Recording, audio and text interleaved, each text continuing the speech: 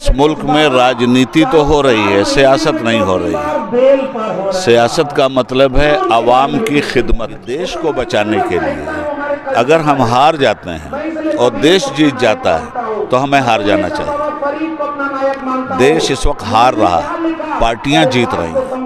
झारखंड के जमशेदपुर में बहुजन अधिकार रैली का हिस्सा बनने के लिए आज जमशेदपुर पहुंचे हैं उबैदुल्ला खान आज़मी। इनसे हम बात करेंगे। इनका राजनीतिक इतिहास काफ़ी लंबा रहा है। 2008 तक राज्यसभा के सांसद भी रहे हैं 1990 से।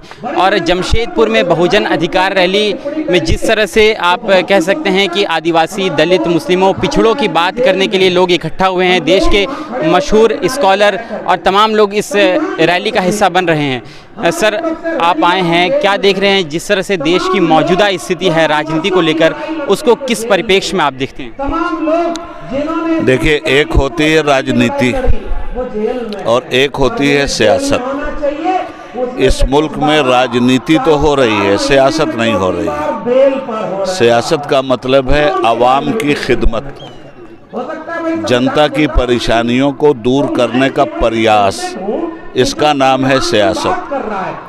रह गई राजनीति, तो राजनीति का मतलब यह हुआ कि ऐसी नीति बनाओ जिसमें हमें राज हासिल हो जाए। न मुल्क से मतलब हो उस नीति में, न आवाम और समाज से मतलब हो उस नीति में। अफसोस की बात यह है कि हमारे मुल्क में होनी चाहिए थी सियासत और हो रही है राजनीति। तो इस राजनीति के नज़रिए को उखाड़कर फेंक देना चाहिए। अगर देश की तरक्की लोग चाहते हैं तो सियासत की जो परिभाषा है उस सियासत की परिभाषा को अपना कर ही इस देश के वंचितों, पिछड़ों, मुसलमानों, ईसाइयों और दीगर मजहब के लोगों की तरक्की हो सकती है। देश की राजनीति को उखाड़ फेंकने की हिम्मत आखिर किस में है? लगातार कोशिशें हो रही है। एक तरफ राहुल गांधी देश को जोड़ने में लगे हैं, आज यहाँ बहुजन अधिकार रैली का आयोजन किया गया। क्या इस तरह से लग रहा है कि देश की जो राजनीति है वो खत्म होगी? जब कोई राजनीति समाज पर कब्जा कर लेती है तो वो आसानी से नहीं हटती। उस राजनीति को सियासत में बदलने के लिए कुर्बानी देनी पड़ती है। बगैर कुर्बानी के कोई शासन हटने वाला नहीं। अंग्रेज थे, 150 साल तक उन्होंने हम पर आप पर हुकूमत की, उन्हें एक दिन में नहीं हटाया गया। इसी तरह की अधिकार रैलियां होती रही और उसके नतीजे में लोग सरधड़ की बाजी लगाते रहे। अंग्रेजों ने हिंदुस्तान की आज़ादी सोने की थाल में सजा के नहीं दी थी। हजारों हजार हिंदुस्तानियों का जब कत्ले आम हुआ है आज़ादी के लिए, तब हिंदुस्तान की आज़ादी की देवी मुस्कुराई है। आज फिर तन के गोरे मन के काले अंग्रेज तो चले गए, मगर अपनी काली औलादें पैदा करके गए हैं। जो कुछ भी उन्होंने किया था लड़ाओ और हुकूमत करो की राजनीति, वही राजनीति आज सफ़ेद अंग्रेज़ों की काली औलादें करके पूरे समाज को टुकड़े टुकड़े में बांटे हुए हैं। तो जितनी कुर्बानी आज़ादी के हासिल करने के लिए दी गई थी, उससे ज़्यादा कुर्बानी इस आज़ादी को बचाने के लिए इन लुटेरों के मुकाबले में देने की ज़रूरत होगी। कोई एक दिन में या किसी एक समाज की कुर्बानी के नतीजे में देश आज़ाद नहीं हुआ। सारे समाज एक प्लेटफॉर्म पे आ गए और कुर्बानी का हक अदा किया, तब अदा हुआ। आज भी देश के आईन के तहत हमें जो अधिकार मिले वो अधिकार छीनकर हमें सुसाइड करने पे मजबूर किया जा रहा है। तो हमें अपने पूर्वजों और बुजुर्गों के इतिहास को सामने रखकर मुल्क के संविधान की रोशनी में इस तरह के काली भेड़ों के मुकाबले में कुर्बानी देनी होगी और नस्लन बादा नस्लिन कुर्बानी देनी होगी। एक दिन ये अंधेरा छटेगा और सियासत का हसीन उजाला सामने आएगा। चलिए, सियासत का हसीन उजाला सामने आएगा, उम्मीद करते हैं। लेकिन सर, जिस तरह से आप कह रहे हैं कि राजनीति हो रही है और राजनीति ना करके सियासत होनी चाहिए, तो क्या राजनीति को ख़त्म करने के लिए जिस तरह से भारत जोड़ो यात्रा देश को जोड़ने की कोशिश एक तरफ हो रही है, एक तरफ बहुजनों को जोड़ने की कोशिश हो रही है, तो क्या ये भी एक राजनीति है?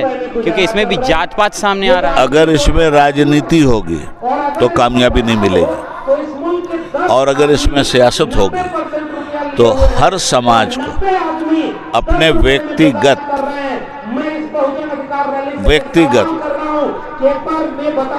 वजूद की कुर्बानी देकर समाज के लिए काम करना पड़ेगा। आज 32% से ज़्यादा वोट जालिम डिक्टेटरों के पास नहीं है। तो जब आपके पास 52%, 55% वोट है, बल्कि 60-65%, 70% वोट है आपके पास, इसको उन्होंने अपने षड्यंत्र के तरीके से बिखराव का शिकार बना दिया। यही बिखराव एक जगह अगर हो जाए तो अब उसमें हर आदमी से पार्लियामेंट जाना चाहेगा, हर आदमी असेंबली जाना चाहेगा, और जितनी पार्टियां हैं सब के सब प्राइम मिनिस्टर बनना चाहेंगे। तो पता ये चला कि ये पार्टियां राजनीति कर रही हैं अपने वजूद को बचाने के लिए, ये सियासत नहीं कर रही हैं हिंदुस्तान को बचाने के लिए। मेरा मानना यह है कि देश को बचाने के लिए अगर हम हार जाते हैं और देश जीत जाता है तो हमें हार जाना चाहिए। देश इस वक्त हार रहा है, पार्टियां जीत रही हैं। हमारी इन तमाम पार्टियों को, जो बीजेपी मुखालिफ पार्टियां हैं, अपना नज़रिया बदलना होगा। क्या सर, अगर पार्टियां जीत रही है तो इसके पीछे भी कुछ मकसद है? क्योंकि जिस तरह से नहीं देखा जा रहा है कि राजनीति हो रही है, वोट बैंक की राजनीति भी हो रही है, जहां एक तरफ भाजपा की राजनीति है, कांग्रेस की भी राजनीति, वोट बैंक की राजनीति है, दूसरी पार्टियों की भी राजनीति, और जाति के आधार पर कहीं ना कहीं राजनीति अब ज़्यादा हो रही है। जात के एतबार से राजनीति ही का नतीजा है, धर्म के एतबार से राजनीति ही का नतीजा है कि आज ये अधिकार रैली करके लोगों को आप जगाना चाहते हैं। मर्ज का पता हो गया है, तो मर्ज का इलाज करने में बहुत सारी पैथियां हैं। कोई किसी पैथी को मानता है, कोई किसी पैथी को मानता है। नतीजा ये हुआ कि एक्सपेरिमेंट सब कर रहे हैं, नतीजा नहीं आ रहा है। पूरे समाज के जिस्म पर, समाजी जिस्म पर हर जगह फोड़े निकल रहे हैं, और हर राजनीतिक पार्टी उन फोड़ों का इलाज करने में लगी हुई है। आप परले तक फोड़ों का इलाज कीजिएगा, फोड़े निकलना ख़त्म नहीं होंगे।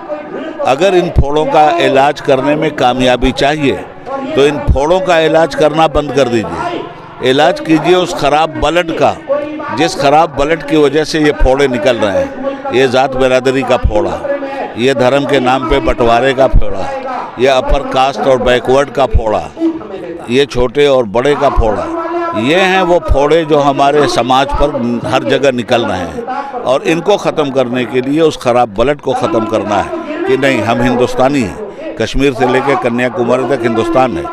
भीमराव अंबेडकर साहब का दिया हुआ दस्तूर हमारे हितों की हिफाजत करने की सनद है। इसलिए हम उस दस्तूर को हर हाल में जिंदा रखेंगे, चाहे हमें अपनी आल औलाद की कुर्बानी क्यों न देनी पड़े। एक लंबा संघर्ष है, और लंबे संघर्ष में अगर लोग ईमानदारी से खड़े रहे तो ये अंधेरा मिटेगा। ज़मीन तैयार होगी, मतलब आने वाले 10-20 सालों के अंदर, लग रहा है। बिल्कुल सर, आज अधिकारों की, जिस अधिकार की बात करने के लिए तमाम लोग यहाँ पर आए हैं, बस थोड़ी सी बात सर, आखिरी बात, जिस अधिकार की बात करने के लिए आए हैं, झारखंड में भी मॉब लिंचिंग का एक गढ़ बना रहा झारखंड, और इसको लेकर कानून अब तक नहीं बना है, पारित हुआ, लेकिन इस पर ड्राफ्टिंग होने के बाद कानून पास नहीं हो पाया। क्या लग रहा है सर, इस अधिकार रैली में सरकार तक आवाज़ पहुँचेगी? कानून ड्राफ्ट बन गया, कानून पास नहीं हुआ है। क्यों? तो सरकार है, उसके बाद भी कानून। सरकार किन लोगों की है? आज बीजेपी की सरकार तो नहीं, कांग्रेस झामुमो की सरकार है, उसके बाद ये क्यों नहीं कर रहे हैं? क्या इनके पास उसकी वोटों की कमी है क्या, जिसकी वजह से नहीं पास हो रहा है? भाई, कोई भी ड्राफ्ट कानून की शक्ल उस वक्त तक नहीं पा सकता जब तक आपके पास इतने सदस्य ना हो जिनके ज़रिए उसको पारित किया जा सके। तो मैं ये जानना चाहता हूँ कि इनके पास इतने सदस्य हैं या नहीं असेंबली में। अगर सदस्य हैं तो उसे पार हो जाना चाहिए, और अगर सदस्य नहीं है तो मजबूरी है। और सदस्य होने के बाद भी अगर ये नहीं कर रहे हैं तो राजनीति है, फिर सियासत नहीं। चलिए, बहुत बहुत धन्यवाद बात करने के लिए। तो ये थे उबैदुल्ला खान आज़मी जिनसे हम बात कर रहे थे, और मौजूदा राजनीतिक परिप्रेक्ष्य में किस तरह से वो देखते हैं इसको, और जिस तरह की सियासत की बात कर रहे हैं वो सियासत ना होकर केवल और केवल राजनीति हो रही है, इनका कहना है।